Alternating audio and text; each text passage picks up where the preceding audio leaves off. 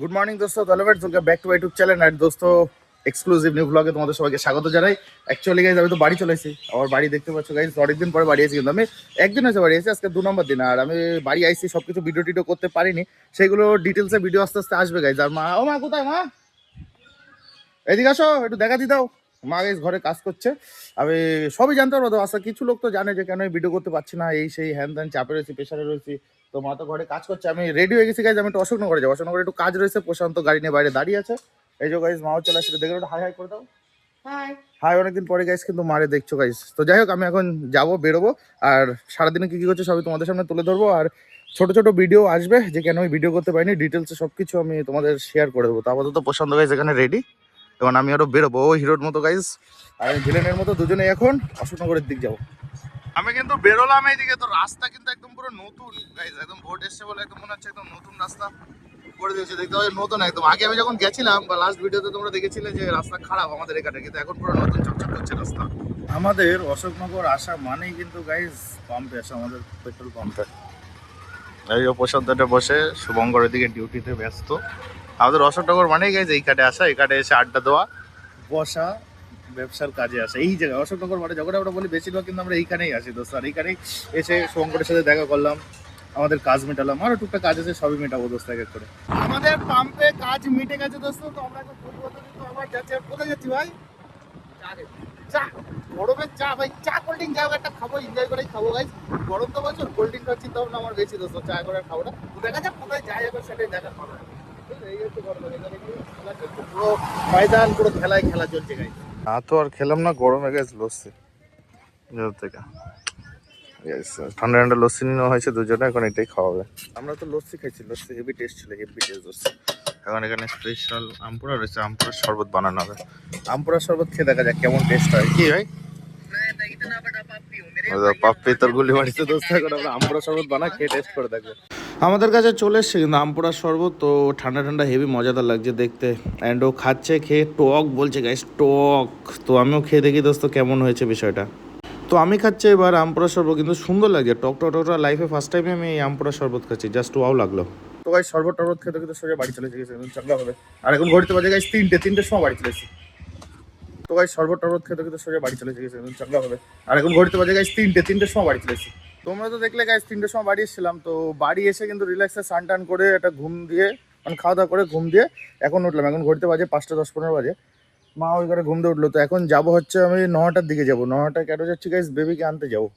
তো আস্তে আস্তে ডিটেলস সব জানতে পারবা কি দেখে হয়েছে। আপাতত যাবো, কিন্তু একা যাবো না গাইস, সাথে ছেলে পেলে যাবে। ছেলে পেলে মানে হচ্ছে দেখা যাক কে কে যায়। এখন আপাতত রানী তো গাইস এখানে রেডি, রানীরই নিয়ে যাবো সব জায়গায়, রানীরই নিয়ে যাই আপাতত গাইস। রানীও রেডি, আমিও রেডি দোস্ত। এখন বেরোবো 9টার উদ্দেশ্যে।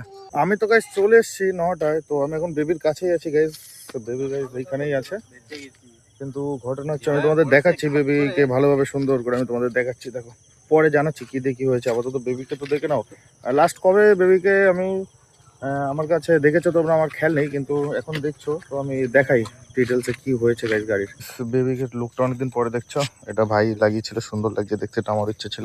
কিন্তু ঘটনা হচ্ছে এই দেখো গাইস কি অবস্থা। এই জায়গা পুরো একদম পুরো ফ্র্যাকচার হয়ে গেছে এই জায়গাটা। তাও গাড়ি চলছে, জায়গা এসব ভেঙে চুরে একাকার হয়ে গেছে সব, এসব বেঁকে বুকে গেছে। এই সাইডে দেখো পাথর, একটা পাথর ঢুকে রয়েছে এর ভিতরে। পাথরটা বের করতে পারছি না আমি হাত দিয়ে, হয়তো অন্য কোনো সিস্টেম বের করতে। এই জায়গাটা ভেঙে ফ্র্যাকচার হয়ে গেছে।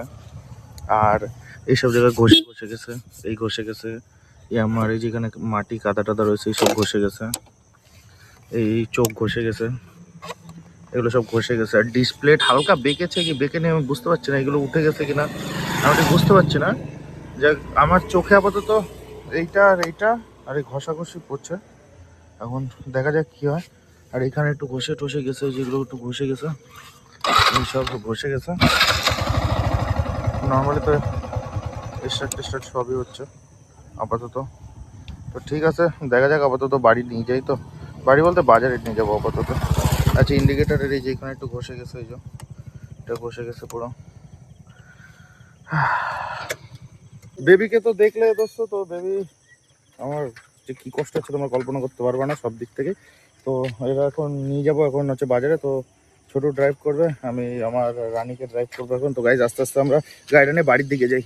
ছোটু কিন্তু ড্রাইভ করে নিয়ে আসছে, আপাতত কোনো সমস্যা হচ্ছে না, শুধু হ্যান্ডেলটা দেখতে পাচ্ছ পুরো ও পুষ্পা মুভিতে পুষ্পা যেমন কুঁজো হয়ে থাকে বা এরকম ঘাড় নিচু করে থাকে সেইভাবেই লাগছে দেখতে। আরও সুন্দরভাবে কিন্তু আস্তে আস্তে ড্রাইভ করে গাড়িটা নিয়ে আসছে বাড়ি অবধি, তো আমাদের কোনো সমস্যা হচ্ছে না গাড়িটা নিয়ে আসতে। বেবিকে নিয়ে এসে কিন্তু আমাদের গোডাউনে রেখে দিলাম, তো দেখতে পাচ্ছ গোডাউনের ভিতরে এখন বেবি থাকবে সারা রাত। গাড়ি তো তোমরা দেখলে গাইজ, দোকানে আমাদের মার্কেটের দোকানে রেখে আসলাম। আর খুবই খারাপ লাগছে, আমি কথা বলতে পারছি না, তাও আমি কন্টিনিউ রাখার জন্য বলছি। তাও অনেকদিন গাইজ আমার মিস হয়ে গেছে, আমি ঠিকঠাক ভিডিও আপলোড করতে পারিনি, কিন্তু তাও তোমরা দেখেছো আমি খুবই ডিপ্রেশনের ভিতরে আছি বা ছিলাম।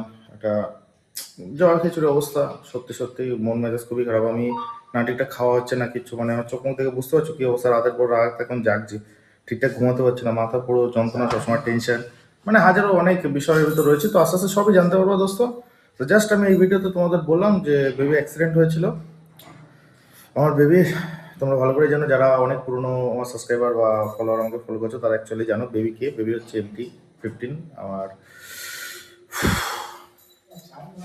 বেবি বলে ডাকি আমি, আমার শালার, আমার ভাইয়ের মতো, আমার উড বি ওয়াইফের ভাইয়ের গাড়ি, ওকে বেবি নাম দিয়েছিলাম আমি, বেবি বলে ডাকে। তো অ্যাক্সিডেন্ট হয়েছে, তোমরা তো দেখলে গাড়ি কন্ডিশন বা কি, আস্তে আস্তে সবই বলবো ডিটেলসে। তো এখন আমি বাড়ি চলে এসেছি গাইজ, এখন নর্মালি খাওয়া দাওয়া করে শোবো। তো আজকের মতো গাইজ ভিডিও এই অবধি এন্ড করছি। সবাই ভালো থাকো, সুস্থ থাকো, দেখা হচ্ছে নেক্সট ভিডিওতে গাইজ। Good night, tata.